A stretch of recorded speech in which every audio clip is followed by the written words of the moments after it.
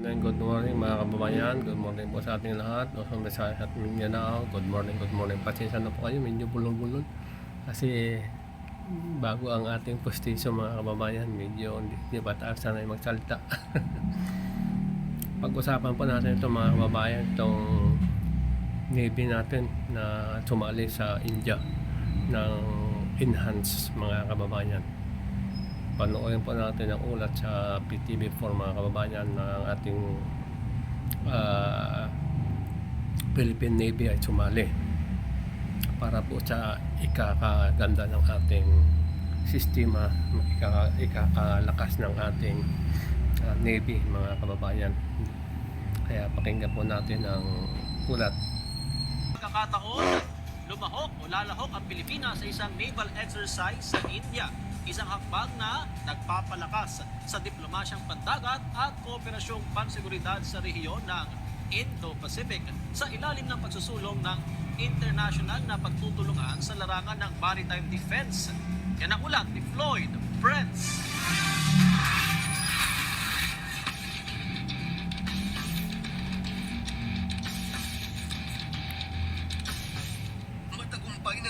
Ang Philippine Navy Contingent NTG 80.5 sa barkong BRP Miguel Malvar sa India para makibahagi sa 3rd Indian Navy International Fleet Review at multilateral naval exercise na ginanap at inoorganisa ng Indian Navy. Ito ang kauna-unahang pagkakataon na nakilahok ang Philippine Navy sa isang naval exercise sa India at sabay na kauna-unahang dayuhang misyon para sa FFG-06 na nagtataguyod ng diplomasyang pandagat ng Pilipinas at kooperasyon sa rehiyon. Lalahok ang Philippine Navy Contingent sa mga nakatakdang aktibidad tulad ng multinational maritime operations, palitan ng kaalaman sa profesional at international maritime seminar kasama ang mga chiefs of navy, senior leaders, scholar at mga practitioner. Tampok sa kaganapan ang paglahok ng BRP Miguel Malvar sa 3rd Indian Hosted International Fleet Review kung saan ang Pangulo ng Pamahalaan ng India ang magiging reviewing officer. Makikibahagi rin ang NTG 80.5 sa sea phase ng Milan 2026 na kinabibilangan ng tactical maneuvers, communication drills at mga maritime security operations para palakasin ang koordinasyon at interoperability ng mga kasali na hukbong pandagat. Ang deployment ng BRP Miguel Malvar ay isang makasaysayang tagumpay para sa Philippine Navy na nagpapakita ng lumalawak na papel nito sa international naval diplomacy. Ang partisipasyon ng Pilipinas sa parehong IFR at Milan 26 ay naglalagay sa bansa sa tabi ng mga pangunahing maritime partners sa isang forum na naglalayong itaguyod ang kapayapaan, katatagan sa dagat at kooperatibong seguridad sa rehiyon ng Indo-Pacific. Floyd Prince para sa Pambansang TV sa Bagong Pilipinas. So ngayon mga kababayan, ang ating Philippine Navy ay sumali sa India for exercises mga kababayan para ma-enhance sila at maging matatag sila mga kababayan para palawakin pa ang proteksyon sa ating bayan lalo na sa West Philippine Sea. Di katulad ng ibang mga senador natin dyan na mga senador na gusto na lang ipamigay ang ating West Philippine Sea.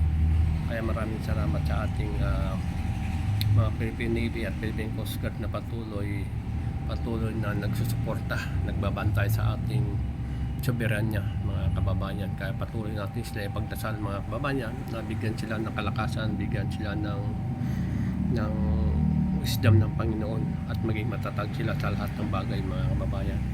At patnubayan nawa sila ng ating mahal na Panginoon mga kababayan. Kaya patuloy natin ipagdasal ang ating mga Philippine Navy, Philippine Coast Guard na patuloy nagbabantay sa ating soberenya, hindi katulad ng ibang mga senador dyan na gustong ipamigay mga kababayan ang ating soberenya mga kababayan. Kaya maraming salamat po sa ating kay Commodore Tariela na patuloy na gumaganap sa ating bansa mga kababayan sa pagpatuloy na pagkikilahok mga kababayan. Kaya patuloy mo natin sila yung pagdasal na bigyan sila ng magandang kalakasan, kapangyarihan mga kababayan. At maraming salamat po sa inyong panonood. Please like and share mga kababayan sa ating munting vlog. Please comment down below mga kababayan. Maraming salamat po muli sa inyong panonood. God bless us all. Bye bye.